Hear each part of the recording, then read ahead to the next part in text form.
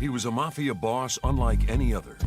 He was cocky and flamboyant, and he had an uncanny ability to beat every rap lawmen threw at him. We find him not guilty. But as boss of the Gambino crime family, John Gotti was guilty of ordering the killing of anyone who dared question his absolute authority. He's a murderer. He's not a folk hero. John Gotti denies he's part of any mafia. He denies he committed these crimes. John Gotti, first the Dapper Don, then the Teflon Don. Perhaps the mob's last kingpin.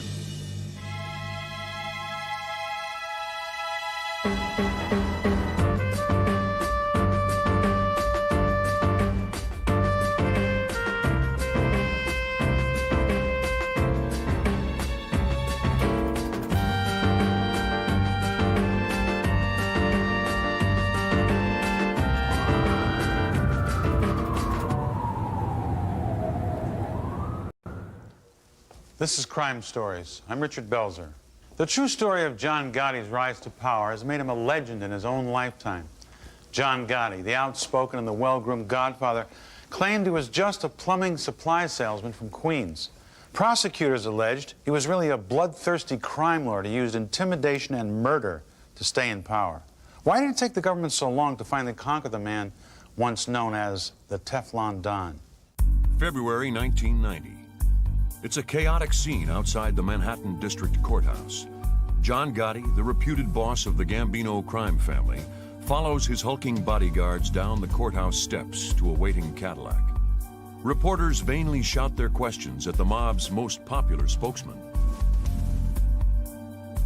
There's a whole mess of factors which combine to make John Gotti a folk hero. But the single most prevailing reason, I believe, is that he was acquitted 3 times. You guys in Giuliani should be in church.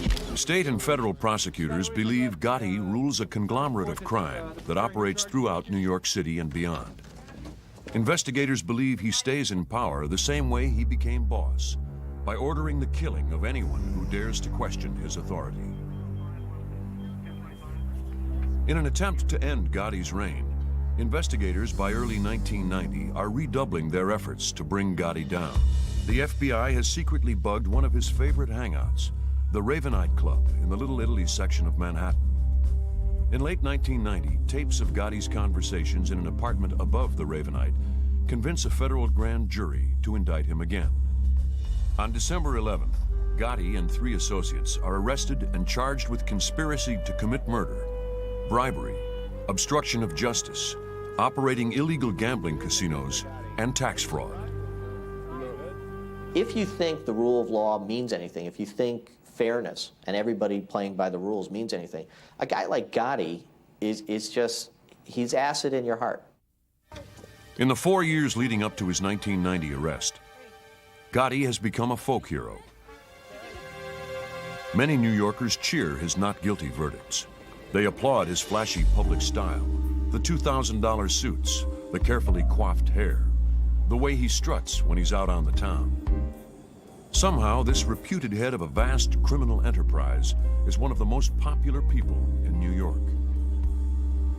Here was this guy defying the law time and again, defying the city of New York, and bathing in all the adulation he was getting from his fans. And he had thousands of fans. It is a dramatic ascent for a man who came from little. John Gotti is born in the Bronx in 1940. His parents eventually have 13 children. John Jr. is the 3rd of their 7 sons. Because his father gambles and provides little for the family, young John learns to fend for himself.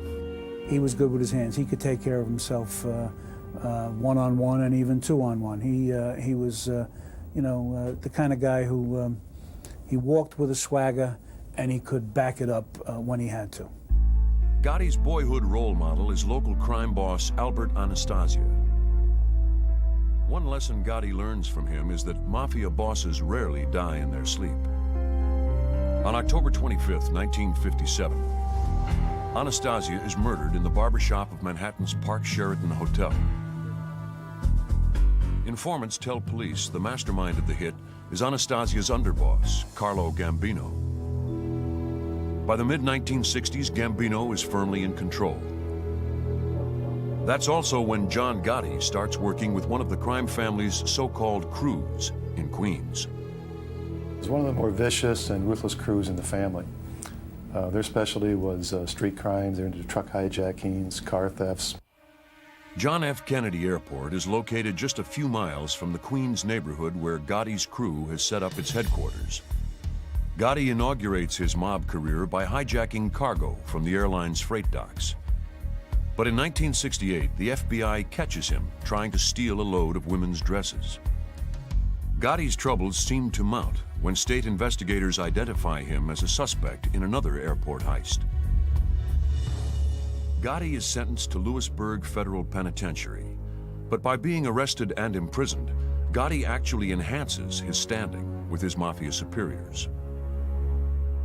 In the old mafia days, you had to work your way up from the bottom. You had to demonstrate loyalty and an ability to commit some crimes and do a little jail time. And that's when the mob bosses began to recognize you as somebody that they could trust and bring closer into the family and basically give more power to. Gotti leaves prison in 1972 and returns to Queens. He rejoins his crew at their headquarters, a nondescript place known as the Bergen Hunt and Fish Club. In 1973, Carlo Gambino gives Gotti an important assignment. Gambino wants revenge for the murder of his nephew. This was the ideal opportunity for John Gotti to show his worth and to prove that he could do what was necessary and whatever had to be done, to become a made guy. The target of Gambino's revenge, James McBratney, is shot dead in a Staten Island bar in May of 1973.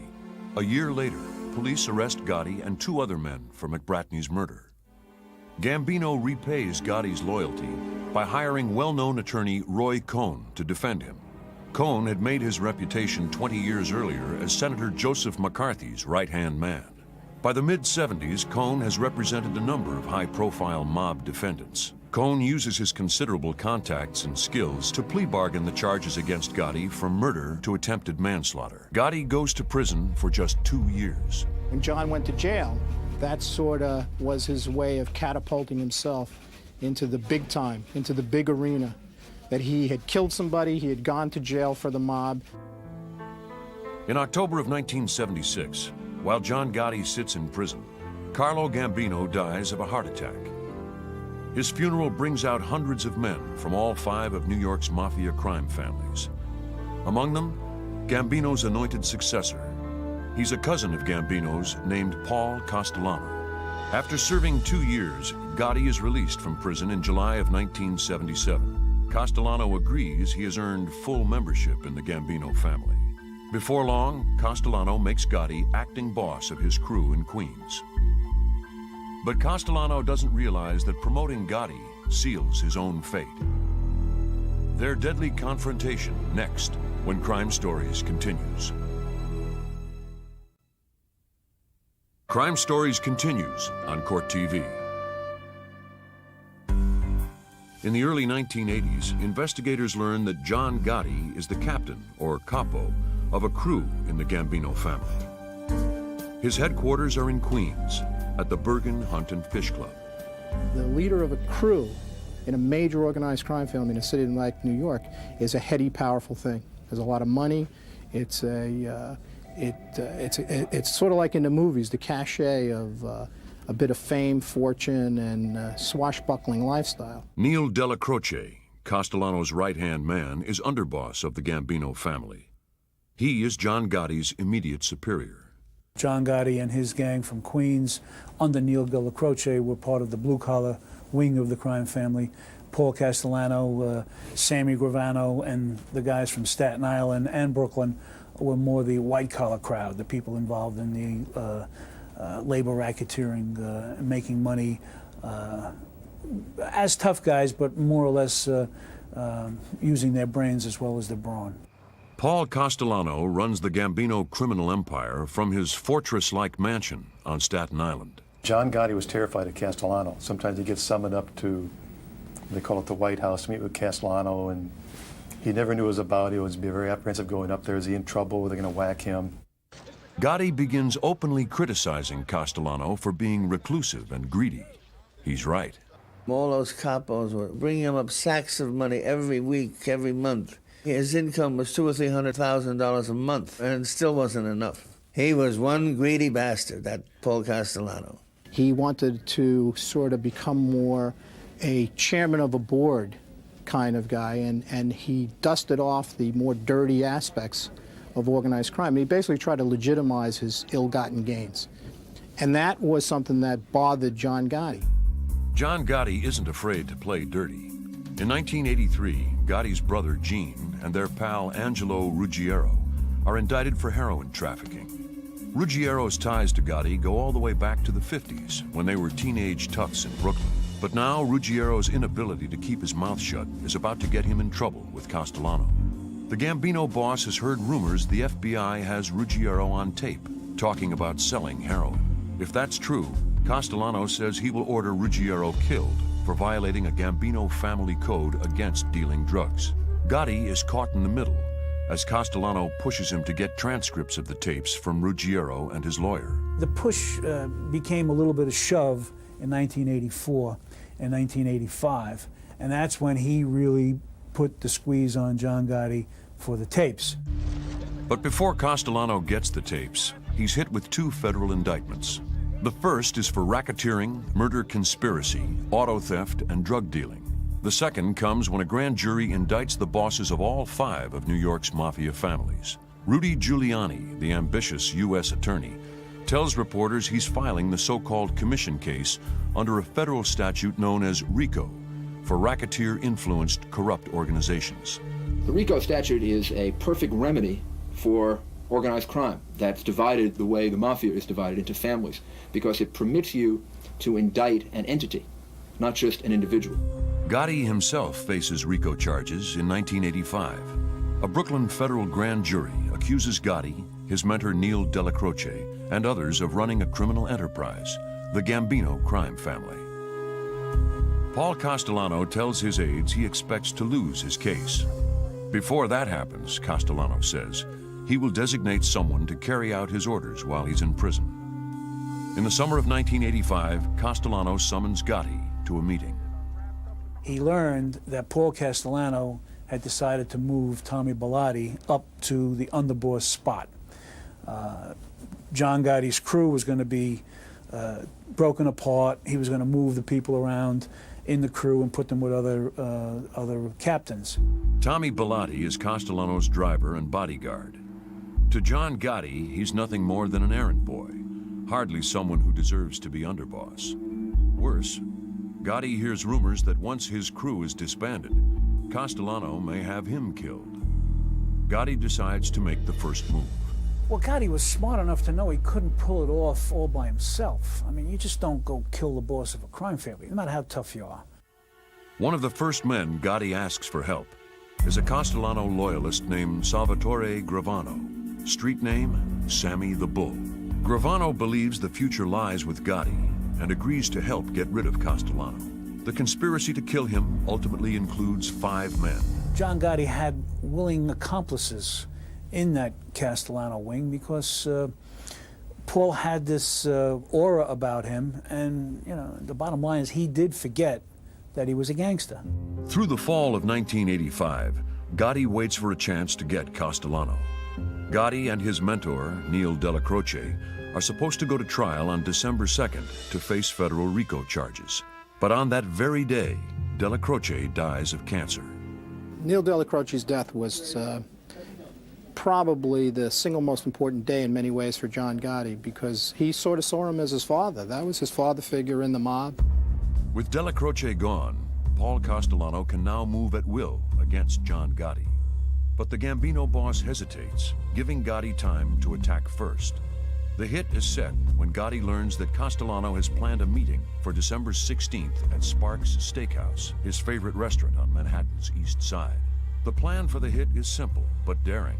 Gotti and Gravano will have their men shoot Castellano and his new underboss, Tommy Bellotti, as soon as Bellotti parks Castellano's car at the restaurant's front door.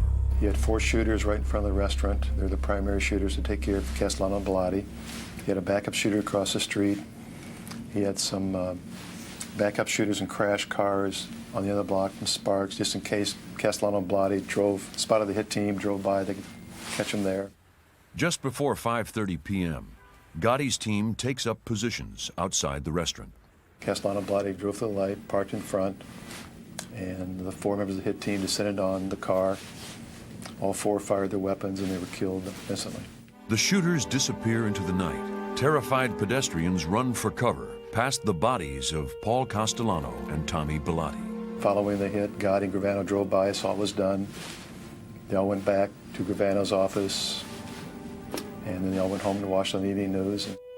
New York City is shocked by the bold recklessness of the murders. The middle of the street and the exclusive Upper East Side. And you knew that John Gotti was at the center of it. It was on the level of something he would love. The grand hit in a public place in the middle of Midtown at 5 o'clock rush hour. It fit John Gotti. News reports speculate that John Gotti will eventually take over the Gambino crime family. Within 2 weeks, just before the end of 1985, Gotti is formally elected boss of the Gambino family.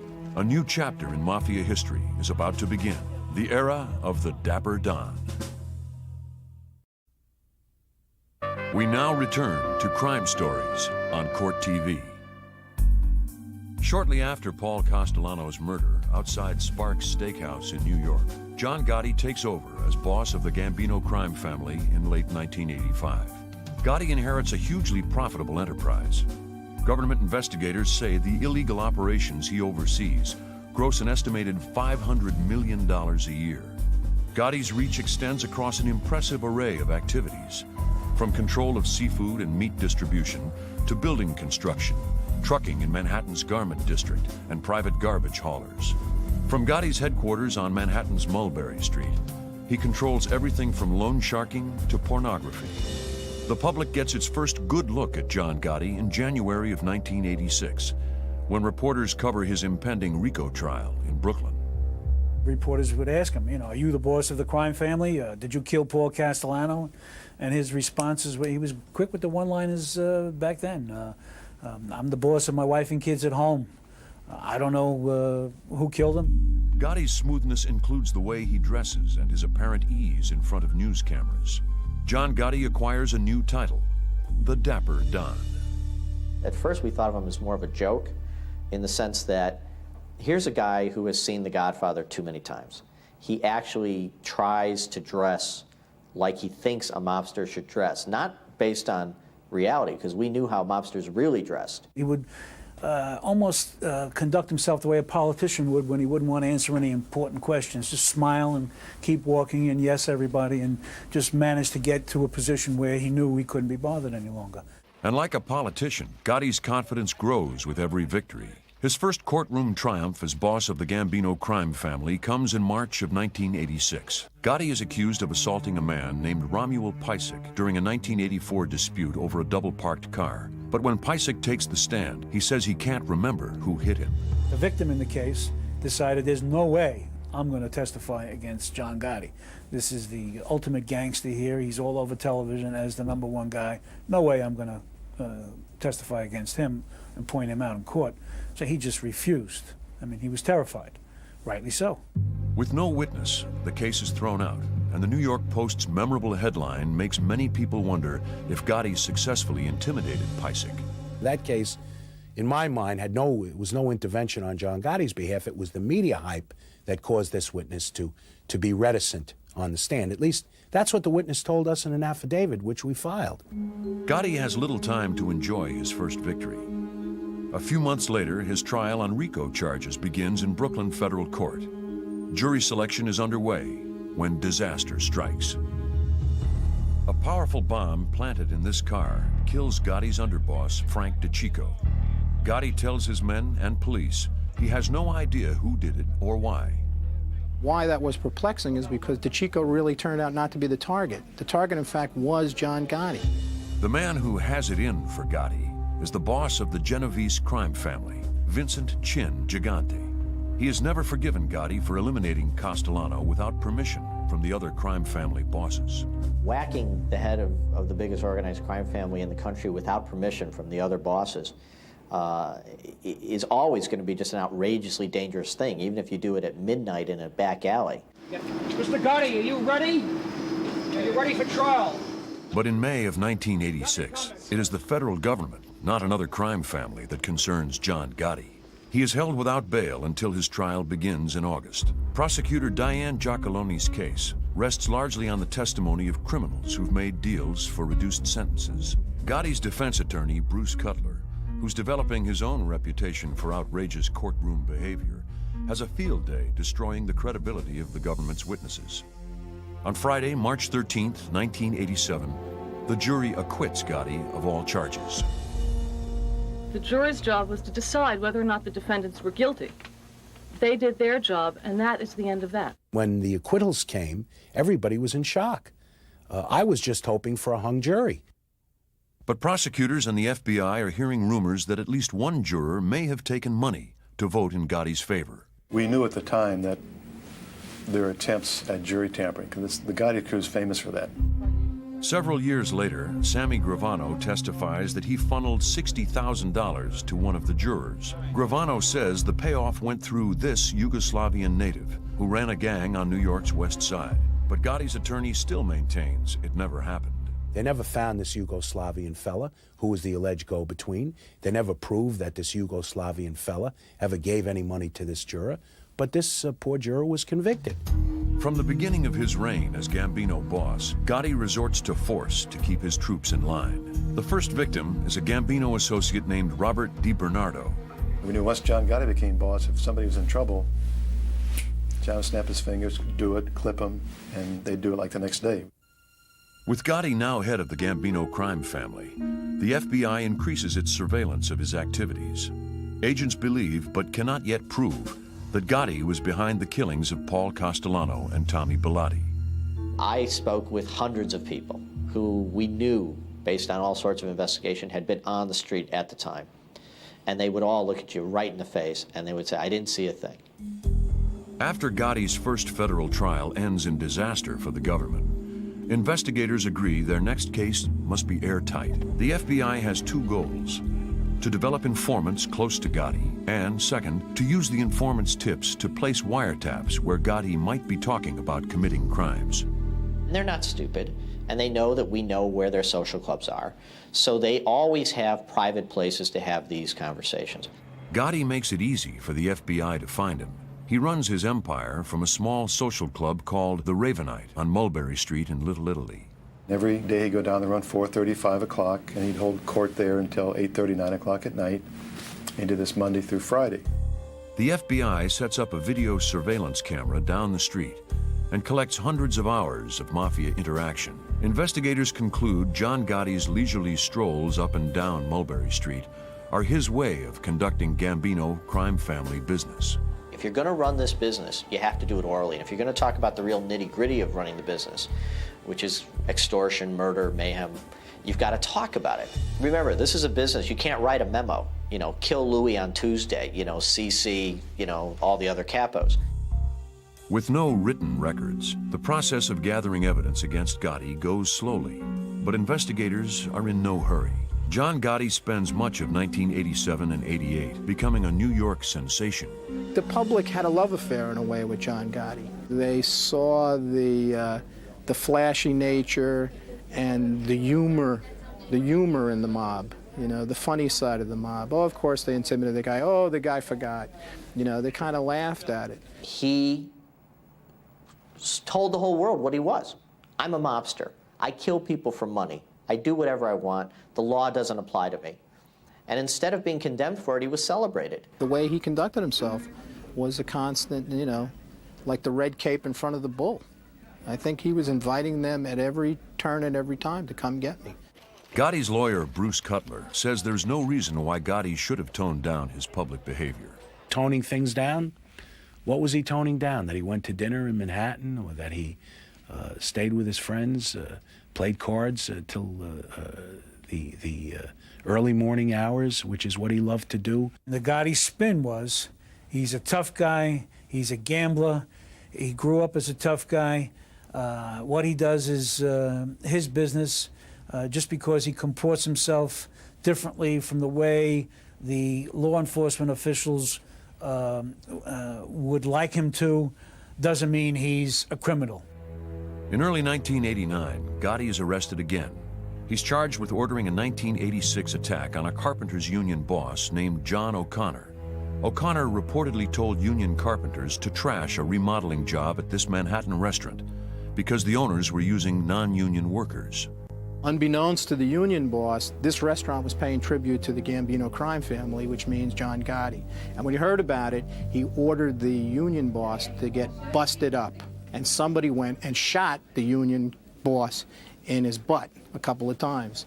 They tried to kill him, but they shot him in his rear, basically. Gotti is freed on bail and again seems immune to prosecutors' attempts to get him off the streets. He goes back to running the Gambino criminal empire. Gotti doesn't know it, but investigators are close to penetrating the heart of his operation. The FBI's daring plan to get John Gotti when Crime Stories continues. We now return to Crime Stories on Court TV. For most of 1989, John Gotti seems in complete control of his world. He runs the Gambino empire from his Ravenite social club in Manhattan.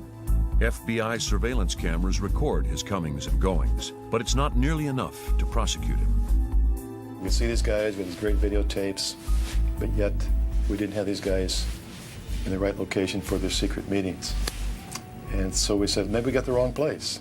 In the summer of 1989, the FBI obtains secret court orders allowing agents to place hidden microphones in the Ravenite Club. Their goal is to catch Gotti talking about specific crimes. Earlier attempts to eavesdrop on Gotti produced nothing. But this time, an informant tells agents that Gotti and several of his lieutenants meet regularly in an apartment 2 floors above the Ravenite. There was a widow named Mrs. Sorelli who lived in apartment number 10 above the Ravenite. Right around Thanksgiving, we found out she was going to go away for Thanksgiving.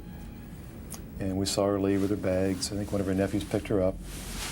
And then shortly thereafter, our entry team went to the apartment, put the mic in, and it became operational on November 22nd, 1989. The bug in Nettie Sorelli's apartment is a daring but very successful move for the FBI. It gives them the evidence they need to go after John Gotti. And that evidence is in John Gotti's own words. They met up there a total of 5 times, and the second time was the most productive. That was December 12th, 1989. During that meeting, FBI agents overhear Gotti attacking Sammy Gravano, who is not around to defend himself. Gotti wonders whether Gravano's various illegal businesses are making him too independent for his own good. Then Gotti makes a fateful mistake.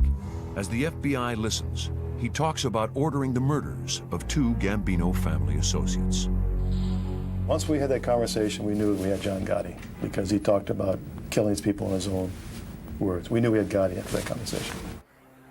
While the FBI analyzes the tapes, state prosecutors put Gotti on trial for ordering the 1986 shooting of Carpenters Union boss John O'Connor. Prosecutors hope O'Connor's testimony will help convince the jury to convict Gotti. The state also has a secretly recorded conversation in which Gotti allegedly says of O'Connor, "We're gonna bust him up."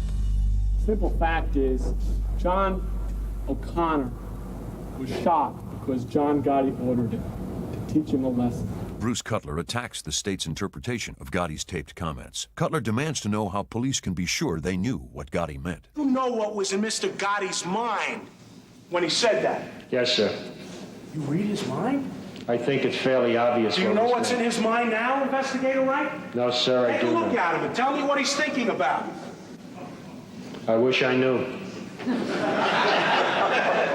People on the stand got brucified. His come at you like a pit bull, throwing court papers around, jamming stuff in the garbage to show what it's really worth. Throughout the trial, Gotti sits at the defense table, dressed in handmade $2,000 suits. He smiles at friends and reporters. He seems unconcerned about the state's case. As it turns out, Gotti's confidence is well placed. On February 9th, 1990, the jury announces its verdict. I'll say you with respect to defendant John Gotti, guilty or not guilty? We find him not guilty. The prosecutors are stunned. For the 3rd time in a row, John Gotti walks away from the courtroom with a complete and total victory. Jurors tell reporters the state never had a chance. I did not find anything in those tapes that would lead me to believe Mr. Gotti had a hand or caused this assault to take place. In a scene that is shown on television newscasts across the nation, John Gotti acknowledges the cheers of his fans as he leaves the courthouse. With this victory, he is crowned the Teflon Don. Little did he know, and little did we know, although some of us just began to suspect shortly after that, that by that time, February of 1990, when he was the Teflon Don to the public, his goose was cooked.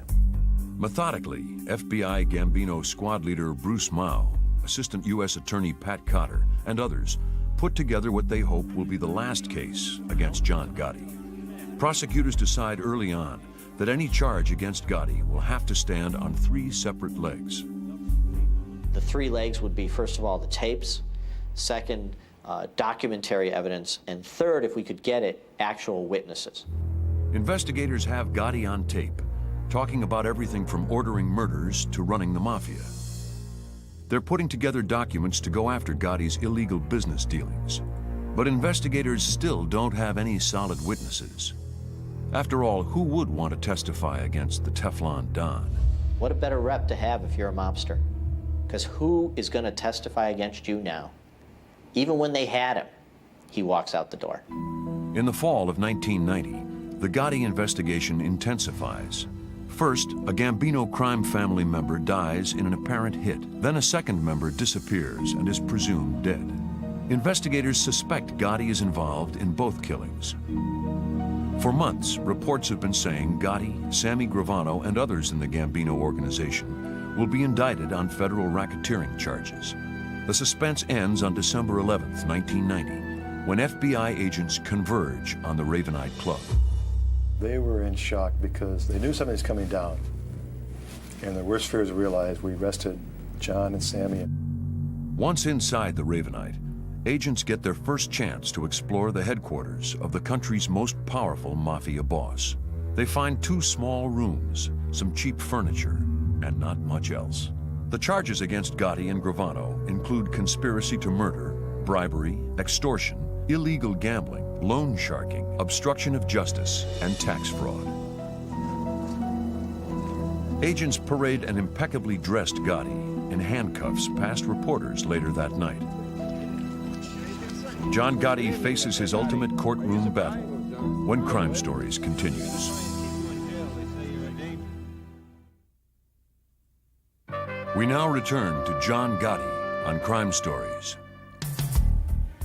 FBI agents arrest John Gotti and Sammy Gravano on the night of December 11th, 1990. Gotti shows no sign of distress, perhaps because he believes he will once again beat the federal charges, or maybe because he expects to be out on bail the next day. But the Teflon Don is held without bail until a hearing 10 days later. On December 21st, behind closed doors in Brooklyn Federal Court, prosecutors play tapes they recorded of Gotti's conversations in Nettie Sorelli's apartment. They play them for John Gotti and Sammy Gravano. So I'll never forget, when we play this tape, you got John and Sammy sitting side by side, and you hear John trashing Sammy. He's calling him a green-eyed monster, a greedy little so-and-so. While they're playing the tape, John is trying to duck under the table. He's so embarrassed. Sammy's getting hot. He's getting red. He's fuming. Prosecutors argue that Gotti's bragging about ordering murders makes him too dangerous to be on the streets. Prosecutors also hope the tapes will send another, no less important message to Gotti himself. We were trying, frankly, to suggest to him that it probably isn't a good idea to go around threatening people, because listen to the tapes. It's not going to do you any good. You're going to jail on the tapes. So don't go around trying to threaten or kill witnesses or people you think might be witnesses. It won't do you any good. After 2 days of tapes and testimony, Judge Leo Glasser opens the courtroom to the public. He announces that Gotti and Gravano will be held without bail until their trial. Next, prosecutors go after one of the Teflon Don's most potent courtroom weapons, defense attorney Bruce Cutler. Prosecutors point out that both Cutler and Sammy Gravano's attorney, Gerald Shargell, are heard talking on some of the FBI tapes. Prosecutors know it would violate federal rules to present any evidence that questions the integrity of either Cutler or Shargell. Judge Glasser decides the evidence is too important to be excluded. In late July, he issues his order. When John Gotti and Sammy Gravano go to trial, both Cutler and Shargel are off the case. I am just personally offended and angry, and I still cannot fathom that I will not be addressing this jury in this case. This is a crisis for Gotti. He has relied heavily on Cutler's courtroom bravado in his 3 previous acquittals. But it's nothing compared to the damage Sammy Gravano is about to cause. After hearing the tapes, he is concerned that Gotti may try to blame him for the murders. Gravano sends word to the FBI that he might want to talk. I was seriously concerned that it might be a trick. I seriously thought at first that Gravano might have been given the orders or even offered to fall on his sword to save Gotti from the murders. Sammy the Bull isn't about to take a fall for John Gotti. Gravano agrees to a deal with prosecutors that requires him to tell all he knows about his own and Gotti's involvement in all the crimes listed in the indictments. Plus, he has to testify against other mobsters for several years in the future. And if he did all that, the government agreed to write a letter to the judge outlining his cooperation. And if it turns out he lied or the judge didn't like what he did or if he held back, the judge could still give him 20 years. In late October 1991, Sammy the Bull becomes what the mafia despises most, a rat. After the FBI removes him from the jail cell he shares with Gotti, Gravano talks. He gives investigators a gold mine of information. He admits taking part in 19 separate murders. He also describes in great detail how he and Gotti planned and carried out several killings, including the hit on Gambino boss Paul Castellano. Gotti knows that Gravano is turned against him. With the trial set to start in early 1992, Gotti has little time to find a new lawyer. He eventually settles on a well-known attorney from Miami, Albert Krieger. Krieger has about 4 months to prepare a defense. He's ready as the trial begins on January 21st. The first order of business is to pick a jury. No easy task for a John Gotti trial. I can't tell you how many jurors sat in the jury room when we were questioning them and cried. One woman was shaking so bad she could not speak. She could not speak, just because she was in the presence of this guy. Judge Glasser goes to extraordinary lengths to protect the jury. Jurors go to and from the Brooklyn courthouse in tightly guarded limousines. They're sequestered in hotels for the duration of the trial. Their names are never revealed to either the prosecution or the defense. The heart of the government's case against Gotti is the series of secretly recorded conversations from Nettie Sorelli's apartment above the Ravenite Social Club. Prosecutors believe the tapes alone should be enough to convict the Teflon Don. There's nothing better than playing a tape, turning to the defense and say, "Your witness." Cross-examine the tape recorder. To demonstrate Gotti's control of the Gambino crime family, prosecutors play a conversation in which Gotti says he might be going to prison. Gotti is heard asking Gravano what he wants to do if that happens. So I'm asking you, how you feel? You want to sing this good year? Or you want me to make you official underboss, acting boss? How do you feel? What makes you feel better?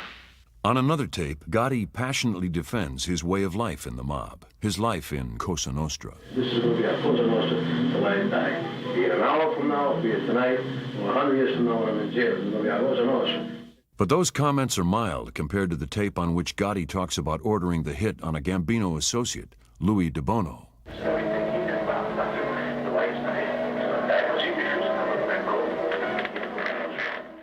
They hear your voice and they hear you speaking. There's not much room for interpretation. There's not much Bruce Cutler can do. There's not much anybody could do. When they have you on tape, you're dead. It's just a matter of where you're going to fall down. But prosecutors are just getting started. Sammy the Bull Gravano turns on John Gotti when Crime Stories continues. We now return to John Gotti on Crime Stories. John Gotti's final trial begins in February of 1992. It attracts everyone from picketers to paparazzi. Some Hollywood tough guys show up to pay their respects. Actors Mickey Rourke, John Amos, and Anthony Quinn reinforce the notion that John Gotti is somehow a victim of government persecution. But it's a different story in the courtroom. When Sammy the Bull Gravano takes the witness stand against John Gotti, he opens the door on the Mafia's most closely guarded secrets. Gravano shows no emotion as he describes the murders he helped Gotti carry out. Gravano's testimony is riveting, but prosecutors want the jury not to forget their most important evidence, John Gotti's own voice on tape. You should convict him on that alone. It's more than enough. If that's not more than enough, we give you Sam Gravano. Sam Gravano confirms everything you hear on the tape, plus he tells you a few other things.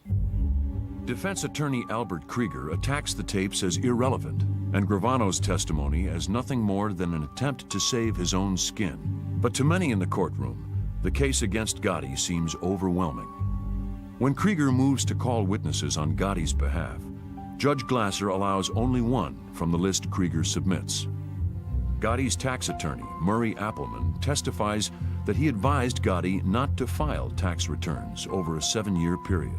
After presenting this lone witness, the defense rests. How do you present witnesses to make the tapes go away? How do you present a witness to tell the jury that what Sammy said he didn't say? You can't. The jury gets the case on the afternoon of April 1st, 1992. Jurors ask to hear several tapes again, then retire for the night. At 1 o'clock the next afternoon, after nearly 14 hours of deliberation, they reach a decision. They brought the jury out. They asked the foreperson to read. I took a long look at Gotti, and then I went back to my paper because I was recording the verdicts as they came in on each count. The verdicts come quickly and dramatically. On each count, the jury says the government has proven its case. John Gotti is guilty of murder conspiracy, bribery, extortion, illegal gambling, loan sharking, obstruction of justice, and tax fraud. For the first time since he assumed control of the Gambino crime family, Gotti is headed for prison. Today, another milestone in the fight against organized crime. The Teflon is gone, the Don is covered with Velcro, and every charge in the indictment stuck. The jury did not give adequate consideration to the defense arguments, did not give, more than that, adequate consideration to the evidence. We were dealing with murderers, and we did what we had to do to stop them, and we did. And I don't make any apologies for that. 2 months after the trial ends, Judge Leo Glasser sentences John Gotti to life in prison without parole. Outside the courthouse, hundreds of Gotti's supporters stage a riot, overturning police cars and threatening to invade the building. Bruce Cutler tries to reassure the crowd that the fallen Don is okay. John took his sentence. He doesn't care about himself, but he cares about his friends, his family, and you folks out there. At the maximum security prison in Marion, Illinois, he spends 23 hours a day alone in a small cell.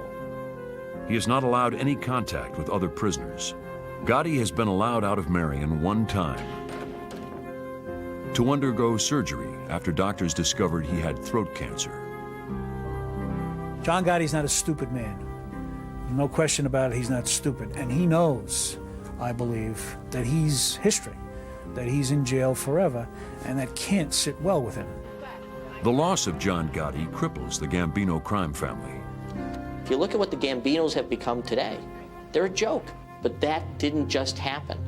That happened because Sammy Gravano blew them up from inside. And because of that, an organization that killed dozens of people a year, that threatened hundreds, thousands, and extorted millions, is out of business for all intents and purposes. They're gone. It is hardly the legacy John Gotti would have wanted, but public fascination remains for the man who was the Dapper Don, then the Teflon Don. His attorney, Bruce Cutler, thinks he knows why. His legend will grow over time because of the way he is. He's an old-time tough man, and he wasn't going to change to placate anyone else. He was devoted to his own life and taking care of his family, and that's how he saw things. The Gotti family legacy continues. Gotti's son, John Jr., is now serving his own prison sentence. The younger Gotti recently pled guilty to a variety of federal racketeering charges. He was sentenced to 7 years in prison. If he behaves himself, John Jr., unlike his father, could be out in 4. For Crime Stories, I'm Richard Belzer.